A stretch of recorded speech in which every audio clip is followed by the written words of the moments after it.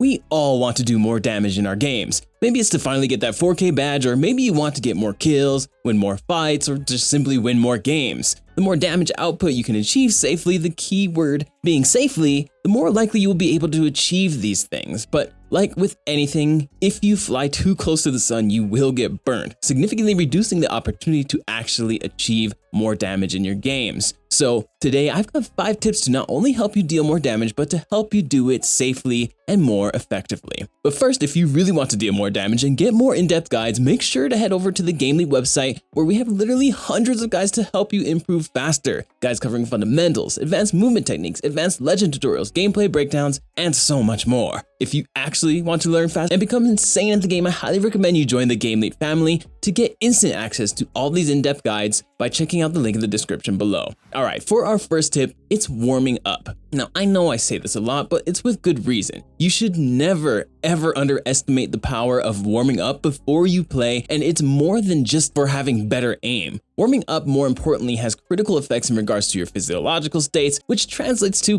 how you perform. For example, if you jump on Apex, get into a game without warming up, not only will your aim be off, but if you die quickly, likely your mental state will be off. And that is not how you want to start a gaming session. It usually takes me 4 to 5 games to warm up from cold, and when I take this approach, I end up tilting and performing poorly for the rest of the gaming session, which could have easily been avoided if I had just ran my hands under some hot water, then spent 5 minutes in the firing range to get the blood flowing, baby. The better off you can start your games, the easier it will be for you to have good games, have good self-esteem, have good mental and physical states, and good plays, which all of that translates to higher damage. So for some of you, it may be annoying to do, but I promise you, it is always worth it to warm up before your matches, because it does so much more than what it seems to. I mean, look at any streamer. For most of them, the first thing they do when going live is hopping into the firing range, shooting the dummies, and talking for a bit to their chat. It's because they know it's necessary to have good performance throughout their entire session. Alright, for our next tip, it's to ensure that you are putting yourself in positions that actually allow you to do more damage. This directly ties into, well, dying. For obvious reasons, you want to avoid dying, but if you position yourself poorly, which is very easy to do if you get overzealous or have a W key mentality, which most of us do, but likely you will put yourself somewhere that gets you killed, and of course you can't do damage when you're dead. But of course, it's more than just dying that's costing your damage when it comes to positioning. The way you position yourself creates opportunities to actually do damage and to do damage safely. For example, if you're on high ground taking shots at an enemy hiding behind a little box on the low ground, who is more likely to get more damage off? It's the high ground player, because they have the advantage of being able to see the entire situation, see the enemy's actions, and even control how they move. Positioning gives you control, and control gives you the ability to do damage easily and safely. Another great example is when you frequently reposition yourself. If you do so, this makes it very hard for players to keep track of you, so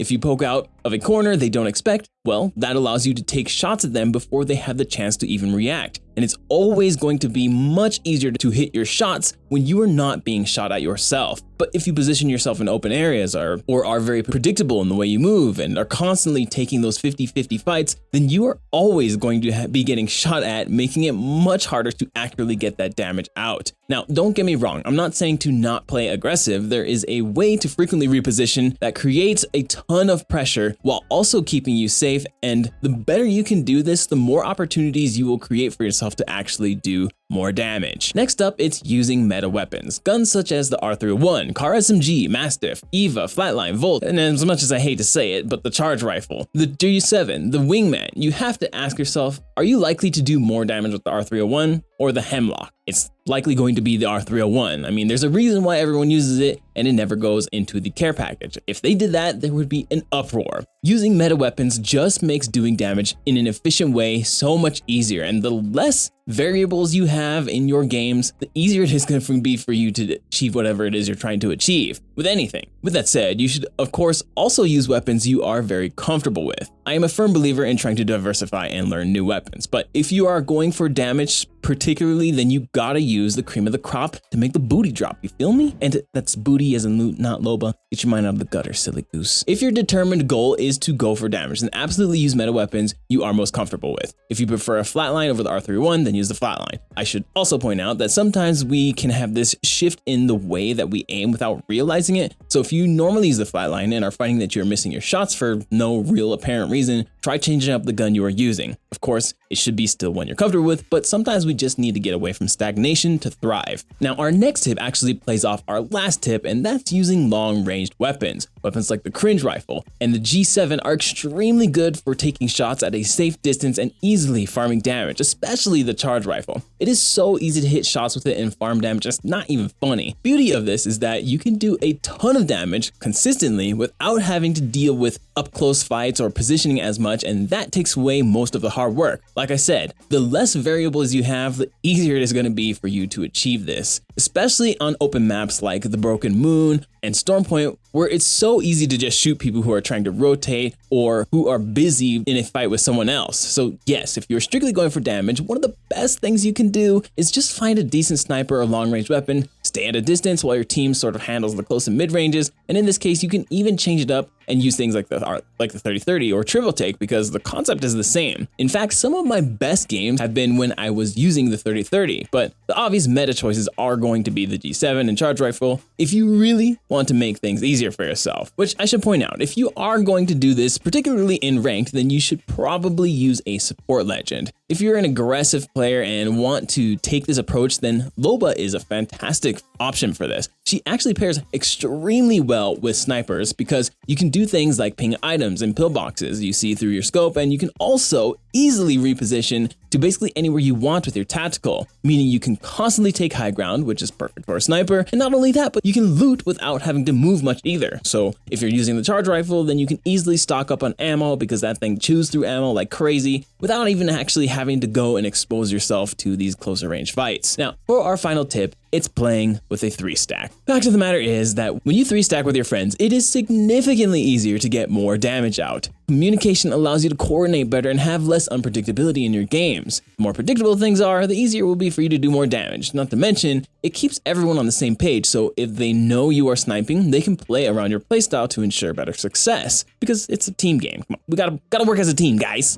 For example, they could put their focus into flushing the enemies out of buildings for you to grief with your sniper from a distance. Or if they are also playing range 2, well, you can all play together and just kind of, be those guys. But this also makes it easier for you to know when to move in and out of fights efficiently as a sniper, which can help a lot because while sniping is a great way to farm damage, you also don't want to throw games because you were just standing up there sniping for the sake of sniping while your teammates are down getting in the dirty and need your help. This is again another reason why Loba is really good for this because you can snipe from afar, then quickly close the distance when your teammates need you to. In the end, farming damage comes down to following the fundamental practices and trying to stack as many advantages in your favor while reducing the risks of taking damage yourself. So if you follow these ideals and put an active effort in avoiding taking damage during your output, it will reward you with more damage dealt overall. Thank you so much for watching. Okay, love you, bye.